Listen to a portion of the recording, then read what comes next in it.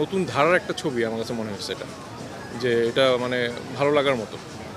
হয়তো যারা সাকিব খানের আগের যারা ফ্যান তাদের কাছে হয়তো এটা এক্সপেকটেশন ফুলফিল করতে পারেনি, যে কারণে হয়তো তারা নেগেটিভ রিভিউ দিচ্ছে।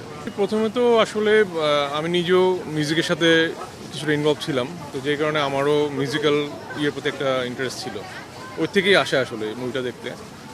আর প্রথম দিকে যেরকম মানে নেগেটিভ রিভিউ ছিল, আসলে ছবিটা এরকম না, মোটেও এরকম আমার কাছে লাগেনি। এখন এক একজনের মানে পয়েন্ট অফ ভিউ ডিফারেন্ট হতে পারে। হ্যাঁ, গানগুলো তো আমার কাছে খুবই ভালো লাগছে। গানের যে লোকেশন সিলেকশন, মোটামুটি সব কিছুই আমার কাছে মনে হচ্ছে যে পারফেক্টই ছিল।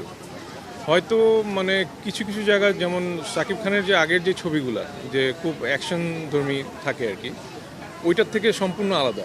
হ্যাঁ, যে কারণে তার আগের যারা ফ্যান তারা হয়তো ডিসঅ্যাপয়েন্টেড হয়েছে, বা তাদের কাছে এটা এক্সপেকটেশনে ছিল না।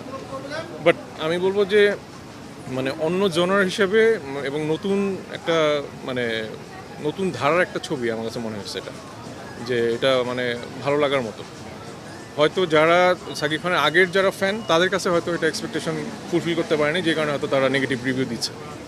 বাট মানে আমি সবাইকে বলবো যে ছবিটা দেখতে আসার জন্য, আমার মনে হয় ভালো লাগবে। লুক তো মানে বরাবর ওর মানে লাস্ট কয়েকটা মুভি ধরে আমি বলবো যে যতগুলো লুক সে ক্যারি করে আসছে প্রত্যেকটাই ফ্যান্টাস্টিক।